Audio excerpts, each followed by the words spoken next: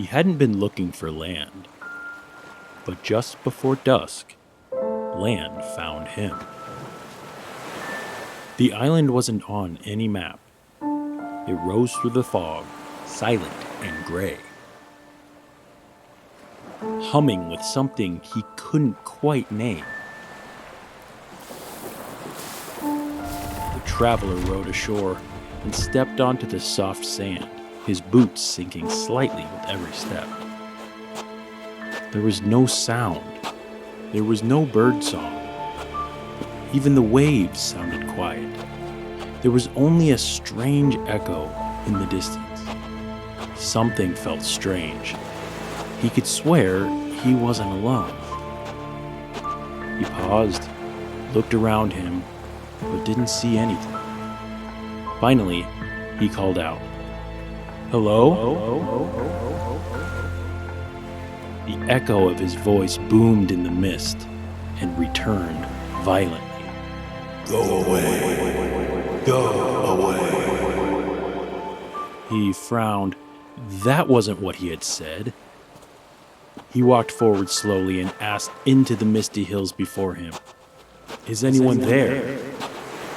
The echo returned with a tremble. "Please, don't leave. Don't leave."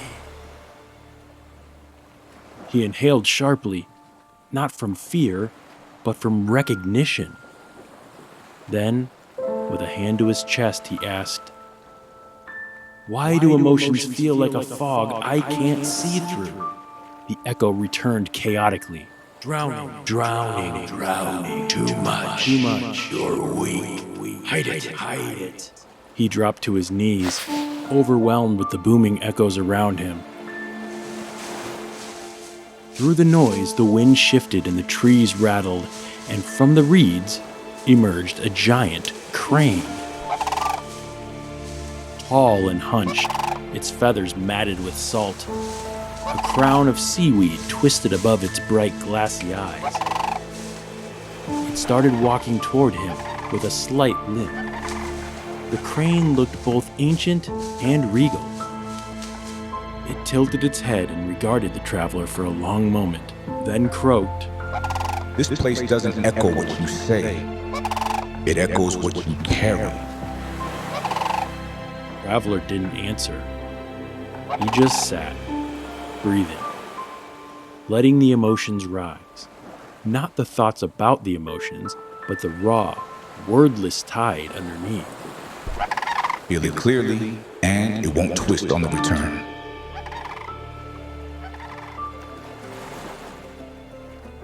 The traveler stood slowly. He brushed the sand from his knees and looked out over the sea, and then back to the misty hills of the island. "I can feel it, and still move forward." The echoing mist returned his words clearly, matching them exactly. The crane gave a satisfied blink before unfurling his wings and rising to disappear into the fog. The traveler moved back to his boat. He didn't know what emotions would rise next, but he no longer feared the echo. This is So What Who Cares, with Laura McCarville and me, Jeff Kolaski. Join us as we explore practical insights for an impractical mind.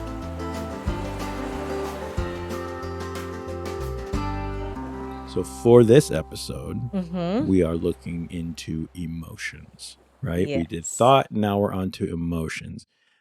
How they shape this experience of life that we're all going through, when they guide us, when they overwhelm us, which seems to happen in some of our lives more than others. Yeah, it's true. And I think, you correct me if I'm wrong here, but how we can build a better relationship with our emotions. Just like thoughts, emotions are always going to be there. Yes. They're always going to be Sort of happening. different, but yeah. Yeah. Which I'm interested in how you mean that. Yeah. Sometimes our emotions are quieter. Sometimes they're front and center. But Laura, What are emotions? Okay. So, in a very simple way of responding, an emotion is a quick, unconscious response to stimuli. Mm, Where feelings, and again, this is sort of playing with language, feelings are the conscious, sort of sifting through, making sense of, right? So, emotions and feelings. Um, we are hardwired to emotion, meaning there are emotions that we will have. There are emotions that are developmental that we don't have access to um, developmentally until we do, right? mhm, So this is the world of emotions. mhm. And to be real clear, you mentioned this before we started recording. Hmm. Everyone out there should know that there are people s- who have dedicated their lives to exploring the world of emotions. So there's no way we're going to be able to to really cover everything that has to do with humanity and emotions, correct? Oh no, Yeah. no, we won't. We're just Yeah. touching. Yeah, okay. Um, so we kinda know what from a bird's eye anyway, Hmm. what emotions are. We have all sorts of names for these emotions, the basics being things like happiness, right? Hmm. Sadness, Hmm. anger, Hmm. some of those basic ones, but it's a lot. There's actually I think like five basic ones. Okay. Um, Happy, sad, Happy, angry, sad, angry, fear, fear, and I believe disgust is the disgust. fifth. Some Oh, people say there's inside seven. out. Yeah. Yeah. Yep. Um, That's right. but we are but there's a lot more complexity than just those basics, right? There's a Hmm. lot of and we are limited a lot in our language, Oof. Yeah. when we when we get into not just English, Right. especially English, but not just English in language as a whole. How do you um, put an accurate name to those things? Yeah. So I think what you're speaking to is this thing called emotional granularity. Mm, So when we have an emotion, how are we able to give language to it internally and externally? mm, So, how do we know what that emotion is? And our ability to understand or relate or process an emotion really is informed, familiar, like in our familiar line, excuse me, in our culture. hmm Um, so and then if really if I want to come back to like how we were raised, hmm the value of an emotion, what's good, what's not good. um so because emotions in general, the emotion, the five we named, and then as we develop more come available to us, they're not good or bad in hmm nature. They're visitors. Labels. Hmm. Even you talking about having an internal language to recognize certain emotions and things like that almost makes my skin crawl because I want to put a label on stuff. Yeah, You know what I mean? so I want you called it granularity, but I want to but yeah, but how do you describe that? How do you okay, so like here comes an emotion and our ability, and not, I mean, this is really, I would say, something of a skill to get as adults. This is really important to be able to do. Um, our ability to go like, oh, this is, what is this? Oh, it's sadness. Oh, okay, sadness. And right. So sadness can be kind of an obvious Mhm. one, maybe. Fear, our emotions can couple. So for me, a lot of times my anger will present as sadness first. Mm. And with time, I've learned, oh, I've got to sort of uncouple what these two emotions Mm. are and know that what I'm actually really angry about this thing that's happening. But what I've learned to do or how I learned to work with that emotion is through crying. So now I can actually learn maybe a different way to be with that emotion, right? So we're kind of talking about like as we mature and as we work with emotional granularity, it's sort of parsing out, well, like, what is this actual emotion that's Mm, visiting here? yeah. Do we have like go-to or knee-jerk emotions, or like, for lack of a better term, do we become addicted to certain emotions? Mm, yes, we can.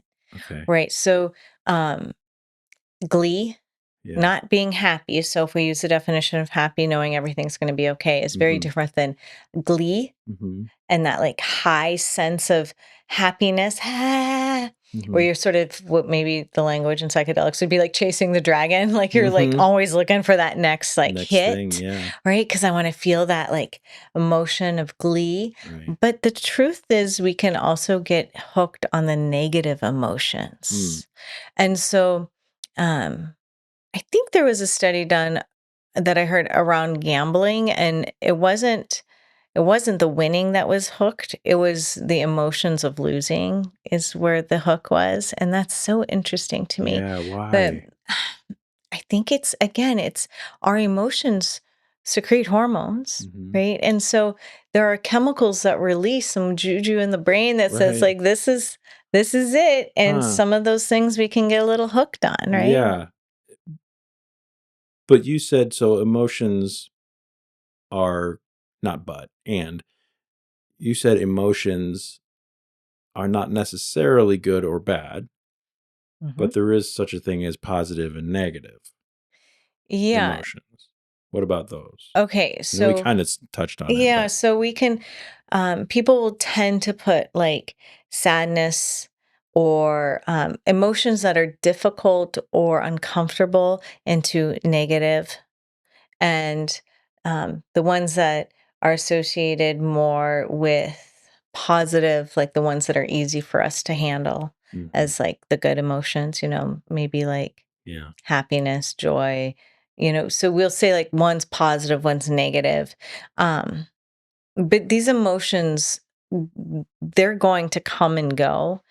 I think what happens is we try to seek only the positive ones and create a life with only like the positive emotion. That's where it gets a little problematic because the Mhm. reality is things are going to happen, Right. and the spectrum. And I mean, it's part of the magical thing of being human is that we have this range of emotions.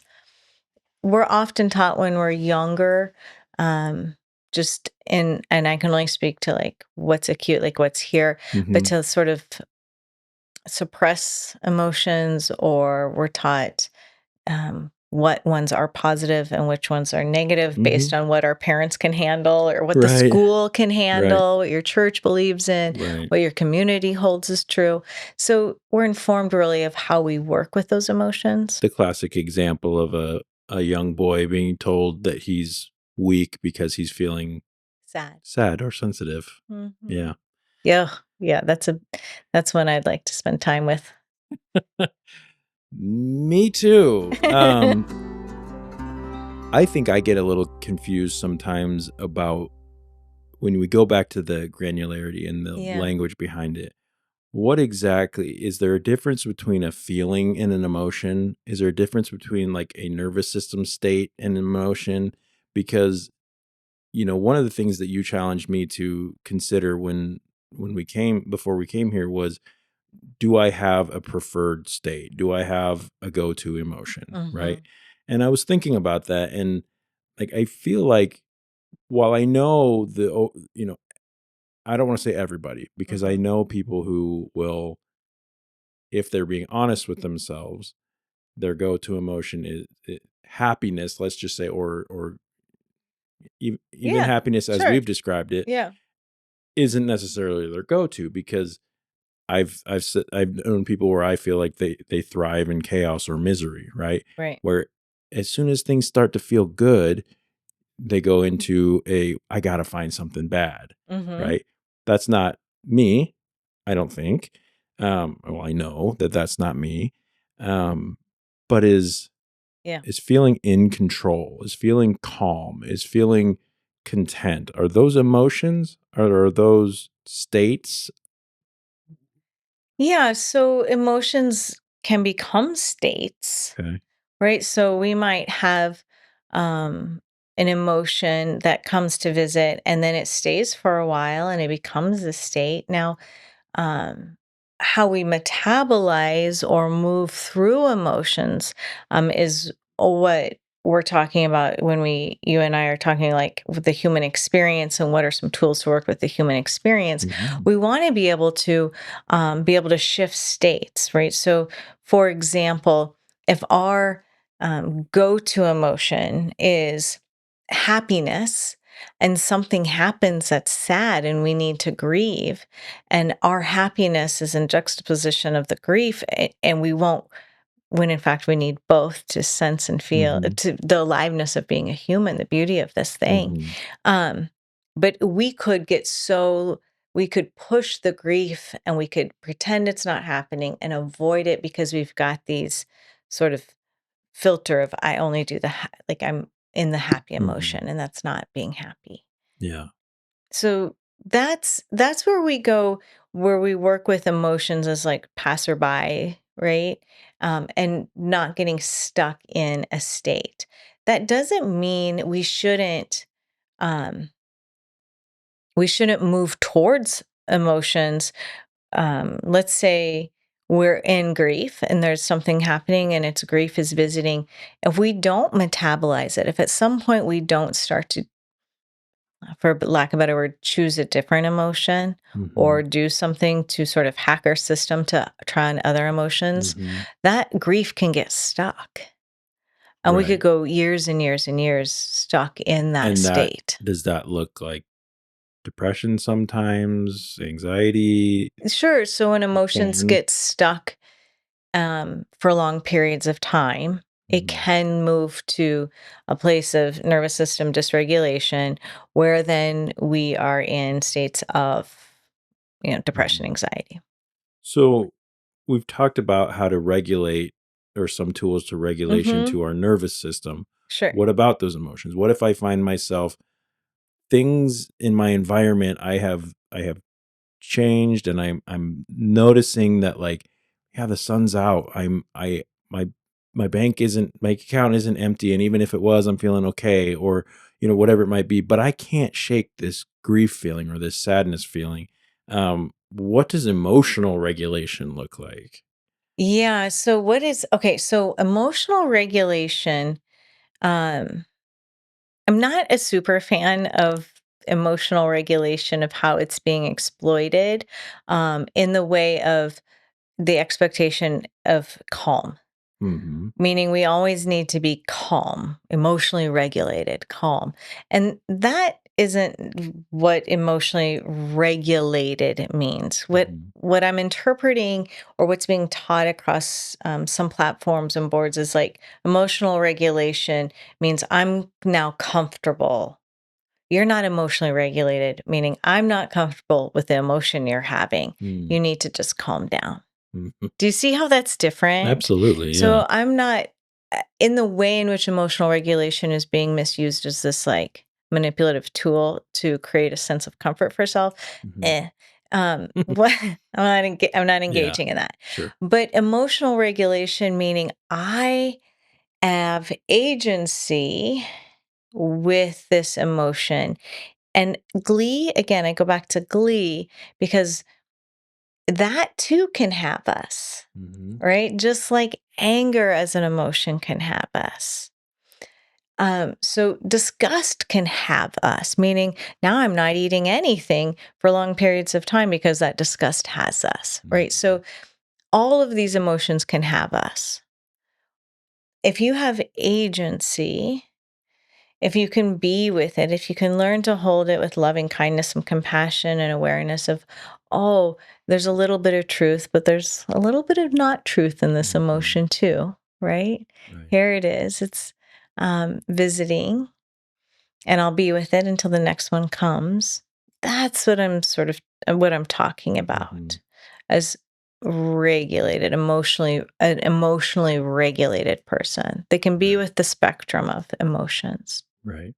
These emotions sometimes stick around a lot longer Mhm. than even if I'm I've learned to regulate in a way where I want to say comfortable, because I've never felt comfortable when I'm super angry or anything like that, but like acceptance maybe, or understand, or holding it like you said until the next one comes along. The next one's not coming along. Mm, mhm. That's where I get a little tied up, because like we talked about this before in another episode, but for how long? How long until this becomes, a thing where I don't want to be stuck in sadness forever, No. and that's what it starts to, and we go back to our thoughts and things like that, um, and how those affect the things around us, and what we're letting stick around for a long time. And Mhm. thoughts are one thing. Emotions, like, what happens if those don't start to fade or don't start to change or anything like that? Like, Mhm. are we supposed to just become okay with that and go, well, I guess this is the one I'm stuck with? Yeah, no, I would say what we want to work to is the full spectrum of the human experience Hmm. of I can tap into these different ones. Now, if one is coming for a long period of time Hmm. and it's like, okay, I need to do a little emotional biohacking, Hmm. like that's legit, right? Like, okay, I actually need to come out of this state and give myself permission to break from this emotional state. And we can do that by engaging in the senses. So, yes, music is a huge one, right? And we see this happen all the time. Now, someone can put on music that feeds their sadness. They're Hmm. in a heartbreak and they're going to put on some music and it's going to make them even more sad and they want to, when what really maybe they need to put on something that like lifts it up. Hmm. And we start to we start to move into a different emotion. We let Yeah, that emotion, we do have to interrupt it. because it's been here too long. Yeah. Because when you're saying those things, I said that I've never been comfortable in anger, but I don't know if that's true, because there are times where anger comes, and then we don't want to not be angry yet. Our body's telling us, or our mind, or whatever's telling us, Hmm. like, this anger's still necessary and you need to stay that way. Obviously, that gets dangerous if you let it stick around for too Yeah. long. Or sadness, like you mentioned, a breakup, or my cat that died last Mm. year. Yeah. I didn't want that sadness to go away for a Oh, long time, because yeah. for some reason it felt right. Well, what did you This feel? felt bad. It felt awful, but it was, You also felt something else with the sadness. well, love. Yeah, Yeah. yeah.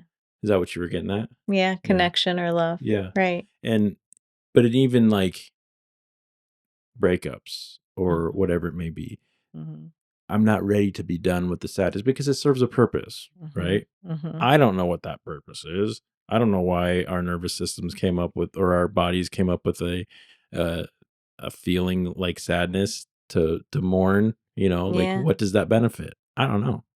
I don't know how to answer that. Well, it's interesting because that plays into culture so much, and Hmm. I can check this or not if it's true, but I've always Yeah. heard the story that in some cultures, when you're born, people cry because you had to come back, Mm, and when you die, people laugh because they're so happy, right. right?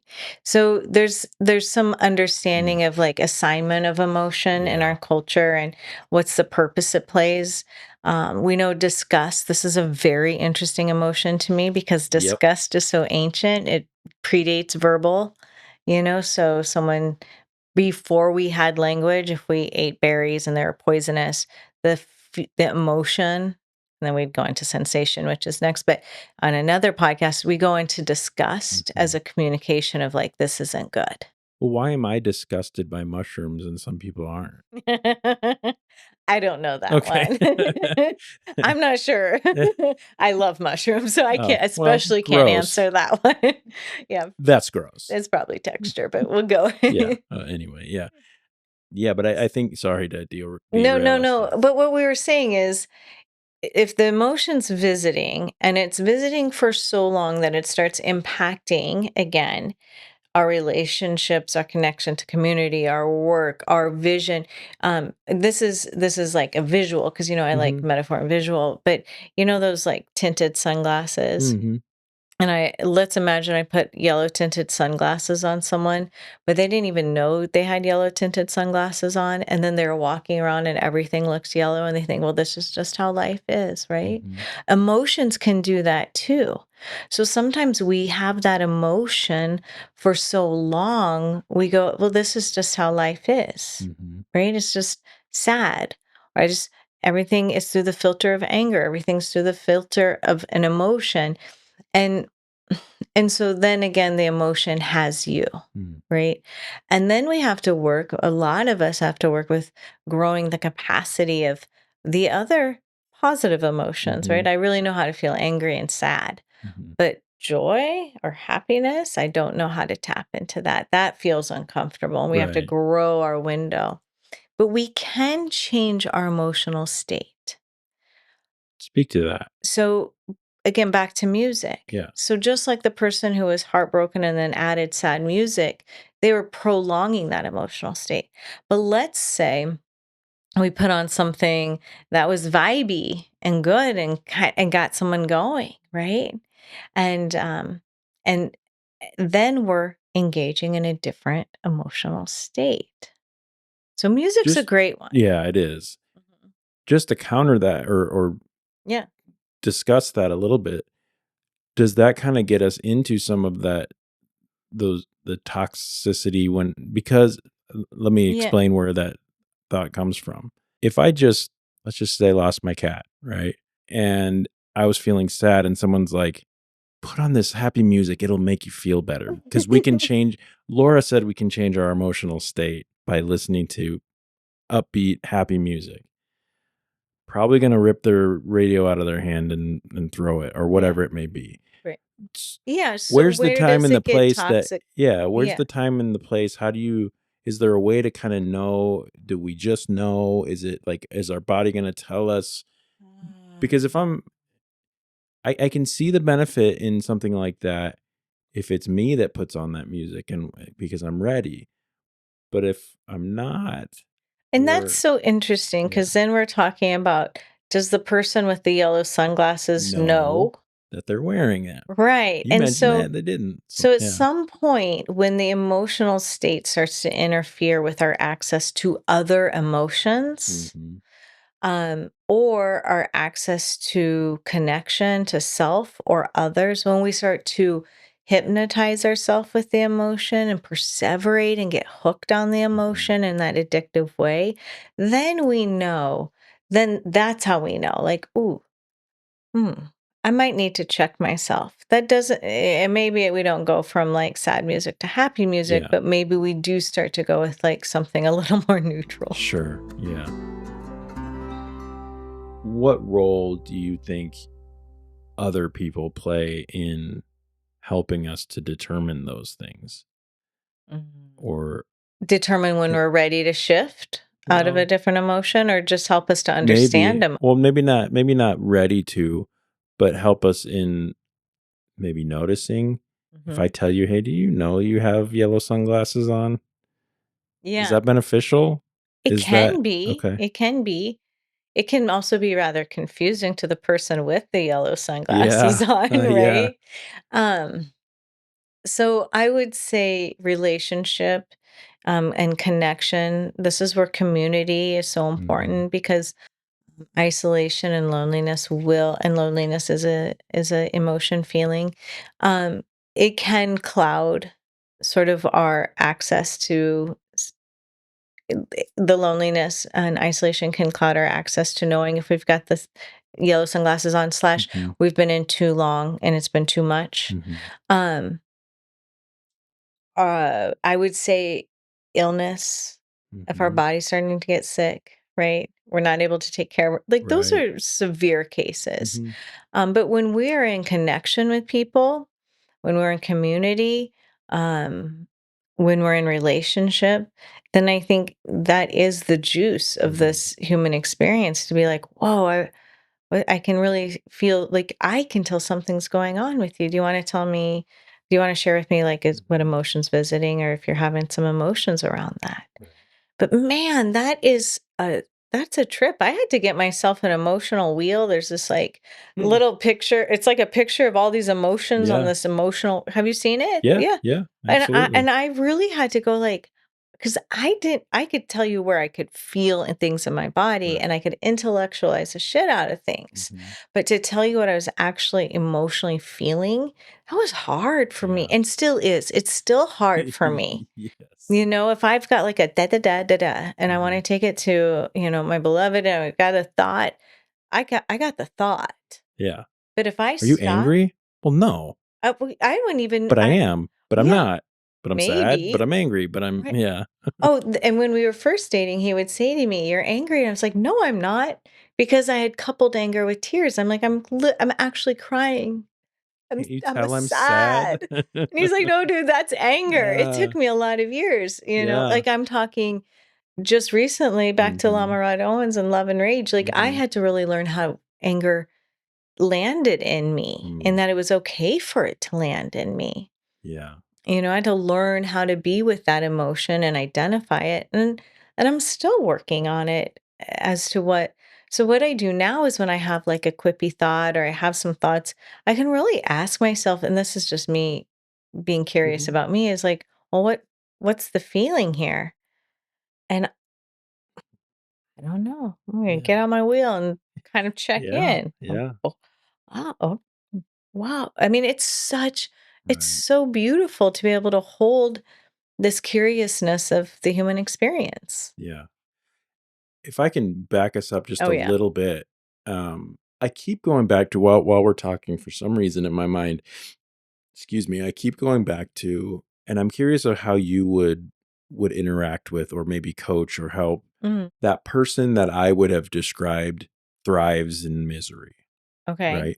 The person who, as soon as things start feeling quote unquote good or positive, they almost identify as a sad or a moody or a broody person.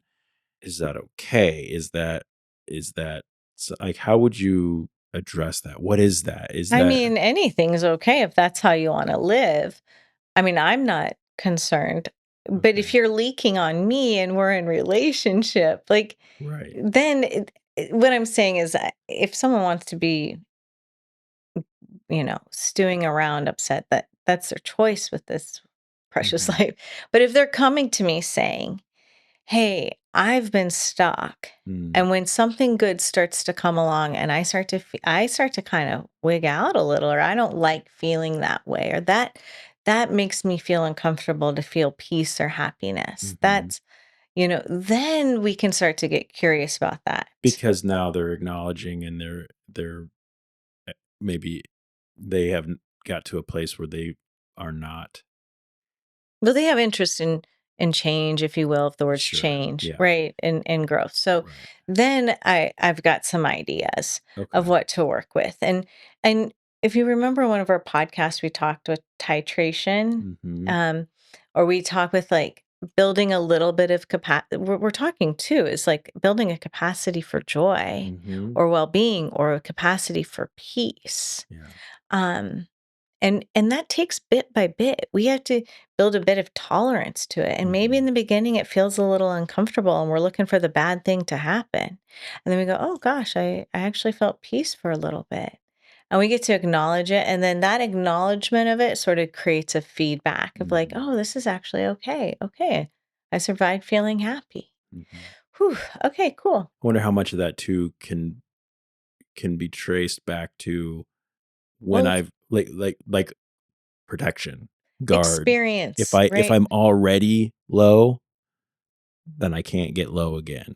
It feels so much more shocking if I'm allowing in joy, I'm allowing in peace, and I'm allowing Mm. happiness and contentment and these things, whether those are emotions or states, I don't fucking know. Yeah. But Yeah. but it hurts so much more to fall from up there as it does to if I'm already down here.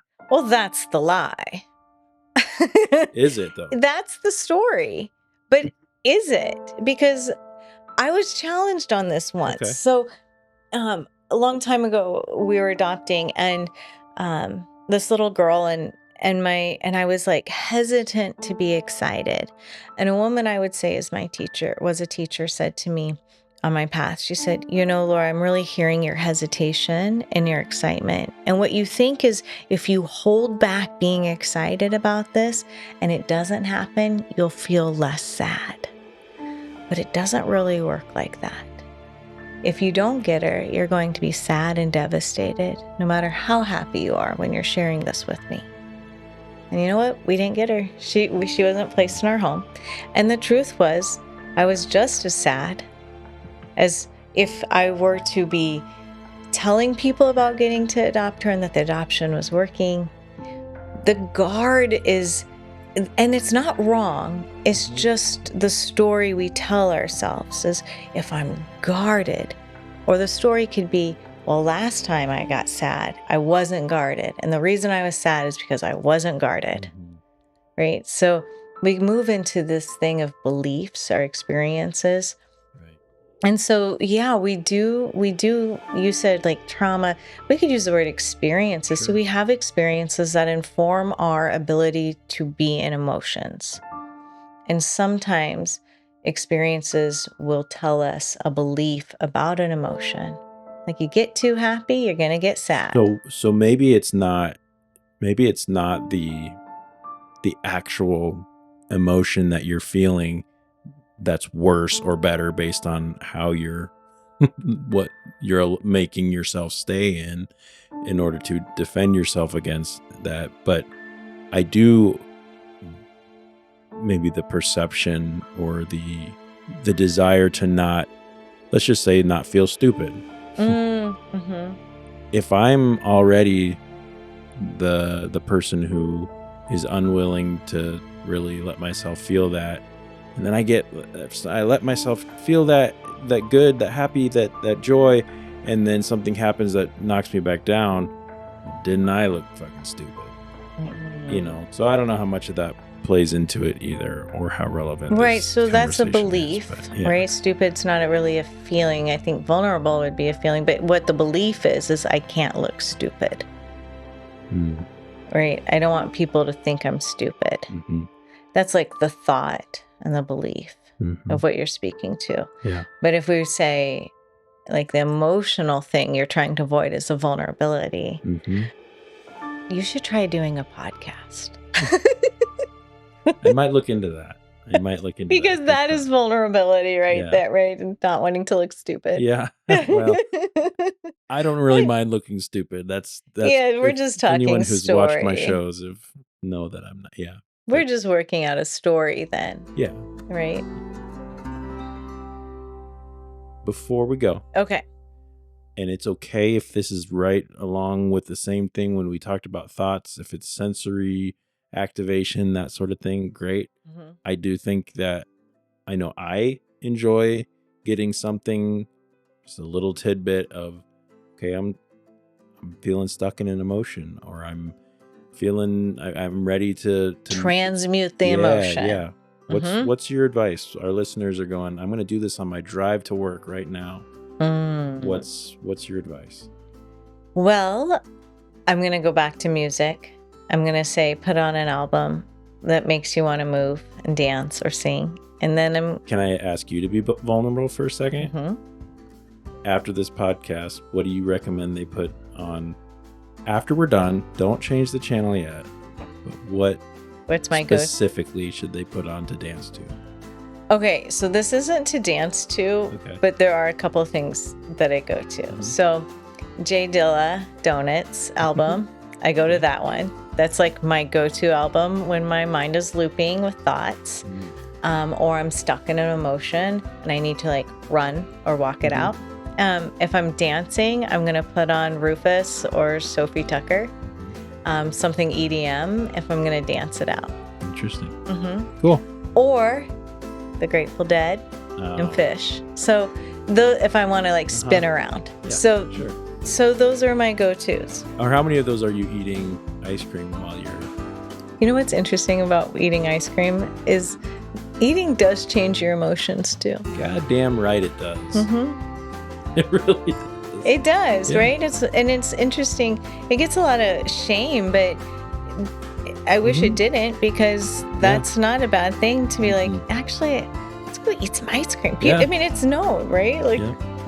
My wife and I do that off. Like, today kind of sucked. You want to go get an orange leaf? yeah. The island grew smaller in the distance, but what it showed him stayed close. He hadn't needed to fight the echoes, only to recognize them. Emotions still stirred with him, complex, shifting, sometimes loud, but now he could meet them with honesty. And with each breath, he trusted himself a little more. The boat moved forward, and so did he.